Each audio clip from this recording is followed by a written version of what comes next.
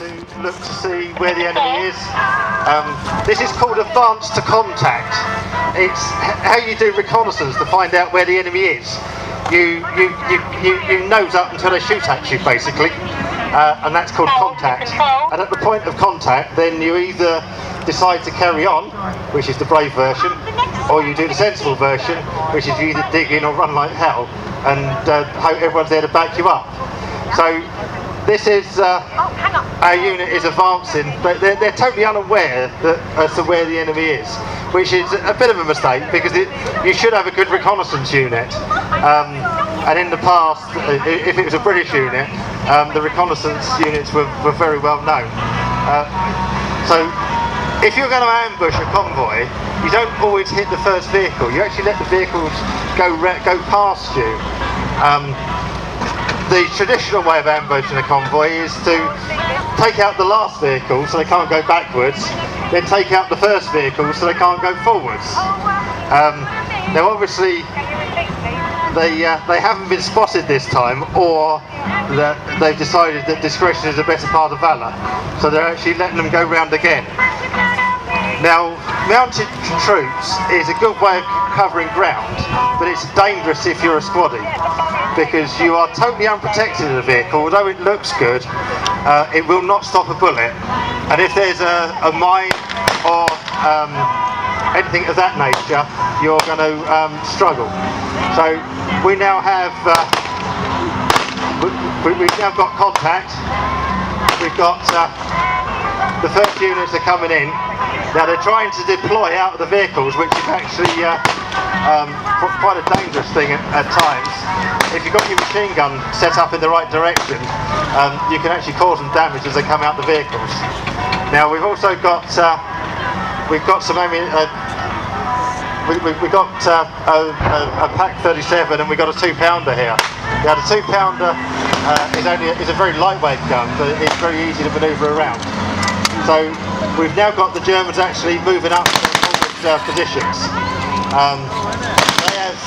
We have the German machine gun, the MG42, which, as I mentioned earlier, was one of the finest weapons of the Second World War in terms of machine gun. You can hear a very high rate of fire. So we're now looking to get into a duel. Now, we were talking about the different weapons earlier.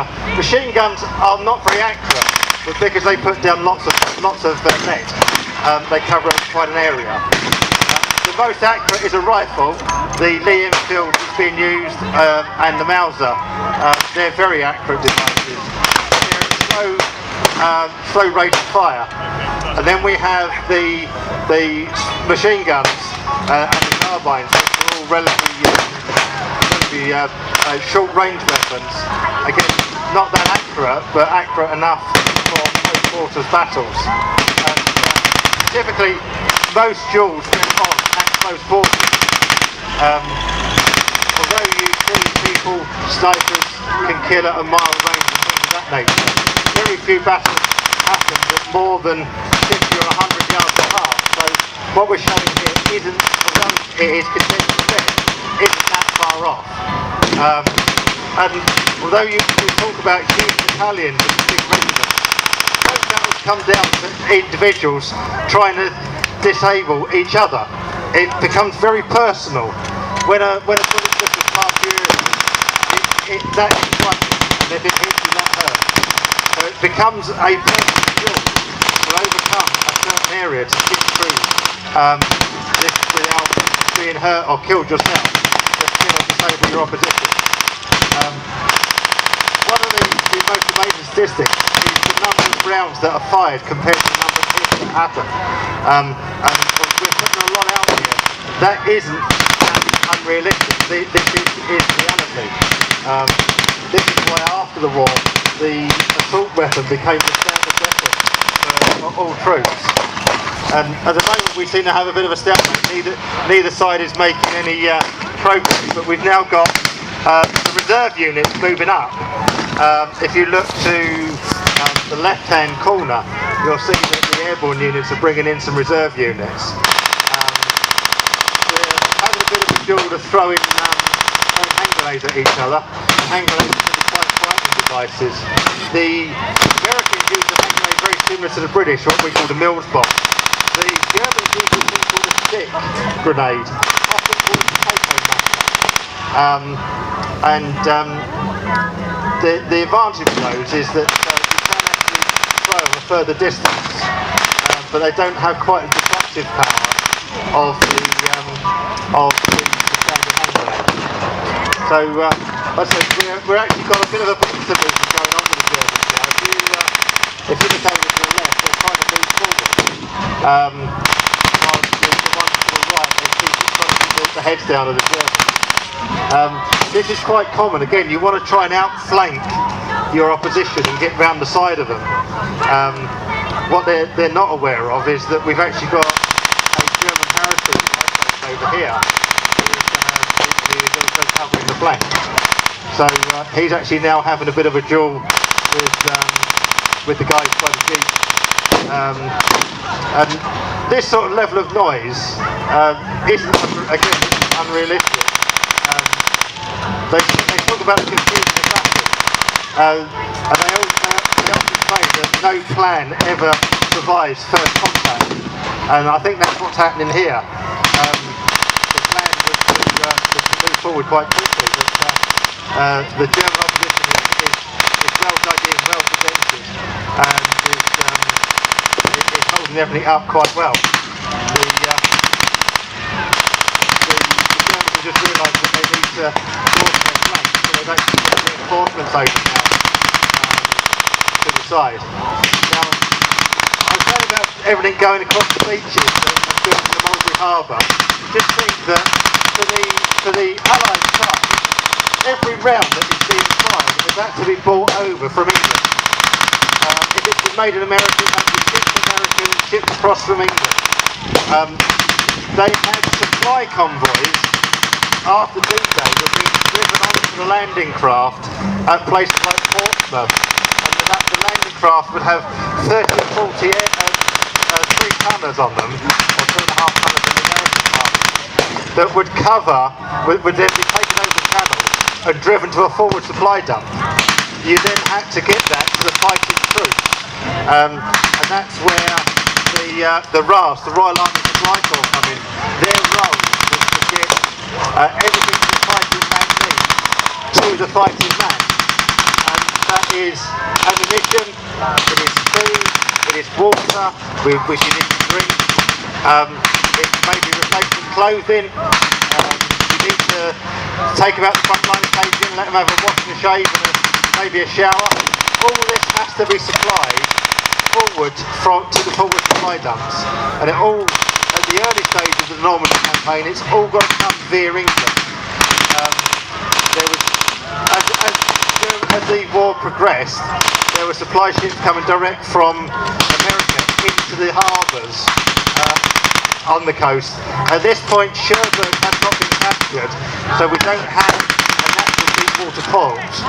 We've had the big storm of the 12th of July, which has destroyed the Mulberry Harbours, so that instead of having two, the Americans opted to land over the beach, and parts from the American Mulberry Harbours were moved to the British Harbour.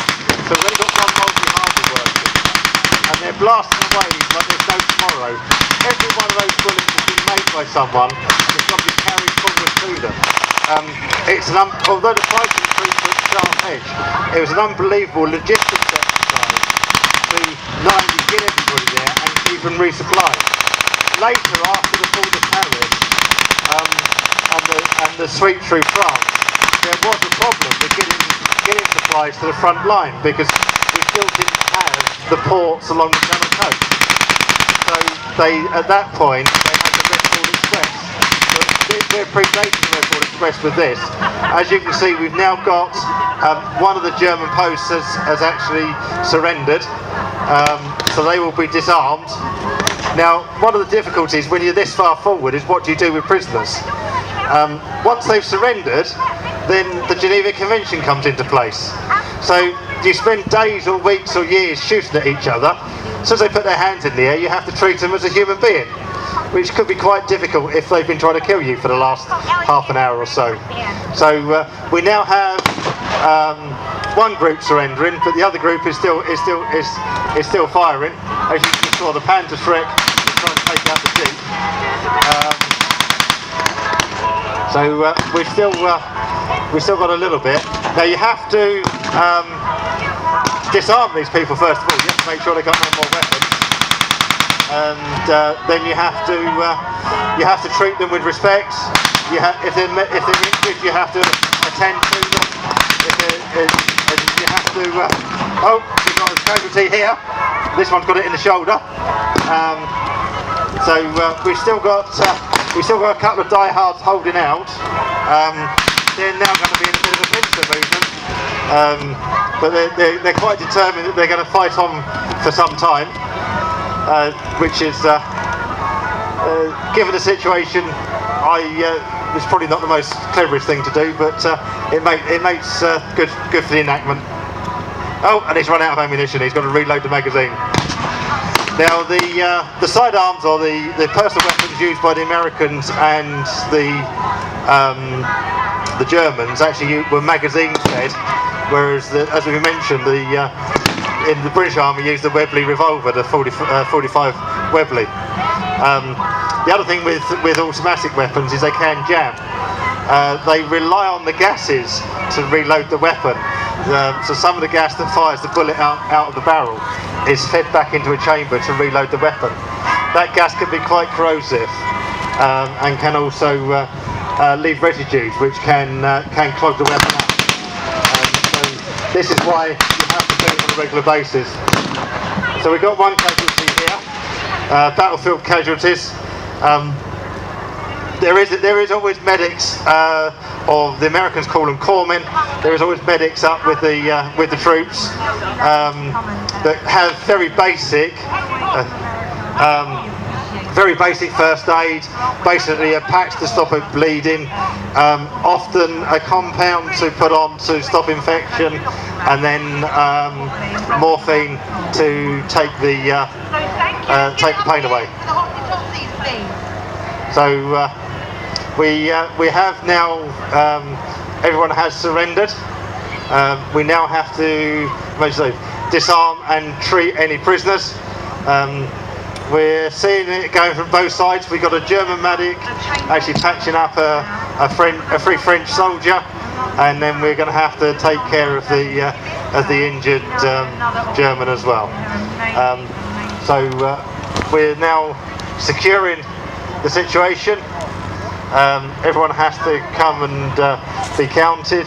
They will eventually be moved to the rear echelons, where they will be interrogated, documented, and sent back to England to go into a prisoner of war camp. And in fact, some of them didn't even bother coming back from England after the war. They actually, when they were released in England, they stayed in England. This very much happened with a lot of Italian troops. The Italians were actually used as farmhands and things like that during the war, and a lot of them actually stayed in England at the end of the war. So we're now doing a clear up. We also not only do we do a clear up, everyone's got to be searched to make sure they haven't got any concealed weapons. As we've got a bundle going on. They're trying to get away, but this is why you have to be so careful, because you have to make sure that all the weapons have been removed from them. We have seen this sort of mass breakout. English prisoners tried it, American prisoners tried it. You've got to expect the Germans to try it. It is your duty as a soldier to try and get away. So we've got some more casualties now for the medics to look after, unfortunately, and a couple more to sort out. We've got a bit of looting going on there. Someone wanted the glasses, so time to tidy everything up and make sure everyone is secure. The other thing you have to be very, very careful of is if you find a body, they were not unknown to booby trap. So you roll them over and there's a grenade underneath, or a mine or something of that nature, which could be quite nasty. But war is not a nice thing. We're not glamorising war here. We're just remembering those that have fought for our countries and fallen for our countries. It is harsh. It is nasty.